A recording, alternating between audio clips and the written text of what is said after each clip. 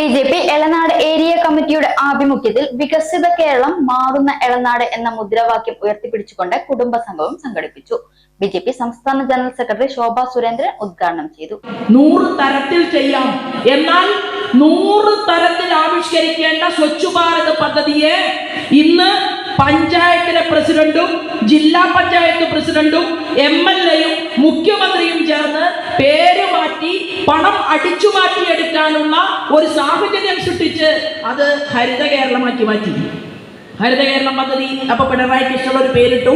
അപ്പൊ ജനങ്ങൾ എന്ത് വിചാരിക്കും? ഹരിത കേരളം പദ്ധതി ആരുടെയാണ്? അത് പിണറായി വിജയന്റെ ആണെന്ന് വിചാരിക്കും. പക്ഷെ ആരാ പൈസ കൊടുക്കുന്നത്? നരേന്ദ്രമോദിയാണ്, ഇന്ത്യയുടെ പ്രധാനമന്ത്രിയാണ്. സ്റ്റാർട്ടപ്പ് പദ്ധതികളും സ്റ്റാൻഡപ്പ് പദ്ധതികളും വന്നു.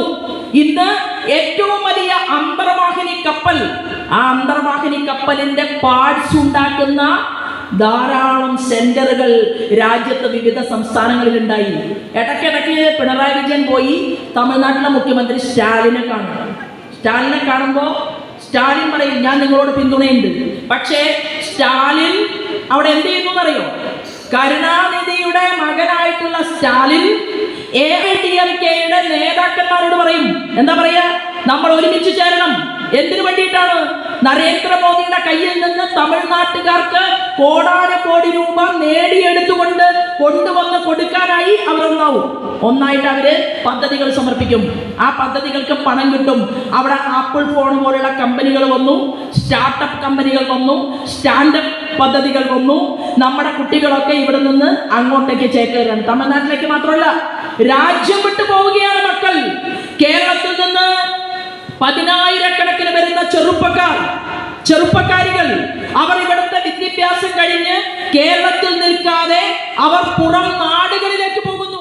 യോഗത്തിൽ പ്രഭാകരൻ മഞ്ചാടി, മുതിർന്ന ബി.ജെ.പി. പ്രവർത്തകൻ AS ശശി, മാധ്യമ വക്താവ് ജോമോൻ ചക്കലാക്കൽ, മണ്ഡലം president TC Prakashan, OBC Morcha ജില്ലാ പ്രസിഡന്റ് PS കണ്ണൻ, മണ്ഡലം ജനറൽ സെക്രട്ടറിമാരായ TH അരുൺ, ഉമേഷ്, മണ്ഡലം vice president Suresh Vennur, treasurer Ravi, area general secretary Sangeeth Nambiar, vice president Devanandan, area secretary Sandeep Raj, MU Krishnankutty, മണ്ഡലം കമ്മിറ്റി അംഗങ്ങളായ സുരേന്ദ്രബാബു, സരിത വാസു തുടങ്ങിയവർ സംസാരിച്ചു.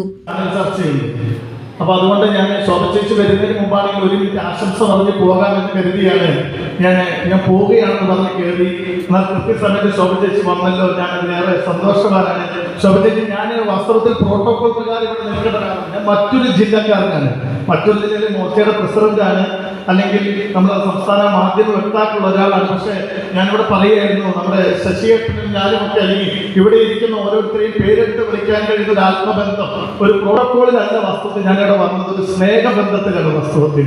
ഞാൻ ശോഭ ചേച്ചി ഇല്ലാത്തപ്പോൾ ഒരു കാര്യം ഇങ്ങനെ പറഞ്ഞുകൊണ്ടിരിക്കുകയായിരുന്നു. അപ്പോൾ ഇന്നേക്കൊരു 2-3 പതിറ്റാണ്ടുകൾക്ക് മുമ്പ് ശോഭ ചേച്ചി ഈ ഇരിക്കുന്ന ശശിയേട്ടനും പ്രസന്ന ചേച്ചിയും ഞാനും ഒക്കെ ഒരു എന്താ പറയുക, 2 ഓടിട്ട ഒരു 2 മുറിക്കകത്ത് ഒരു ചെറിയ വീട്ടിൽ അപ്പുറത്തും ഇപ്പുറത്തും 2 പ്രസ്ഥാനങ്ങളിൽ വിശ്വസിച്ച് വർഷങ്ങളോളം താമസിച്ചവരാണ്.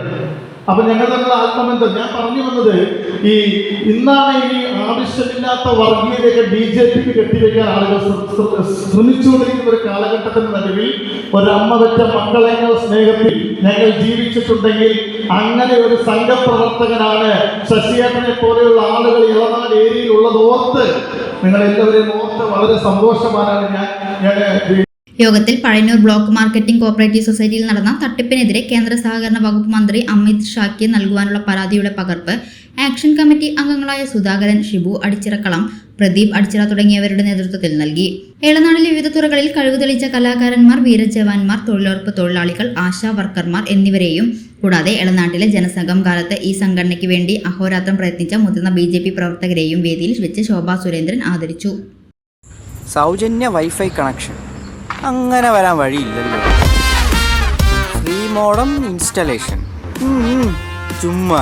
സത്യാടോ, എന്റെ വീട്ടിൽ ഈ കണക്ഷനാ. തന്നെയും വിശ്വാസമില്ല. അല്ല, കേരള വിഷൻ. കേരള വിഷനിലേക്ക് സ്വാഗതം. ഇപ്പോൾ വൈഫൈ കണക്ഷൻ എടുക്കാം ഫ്രീ ആയി.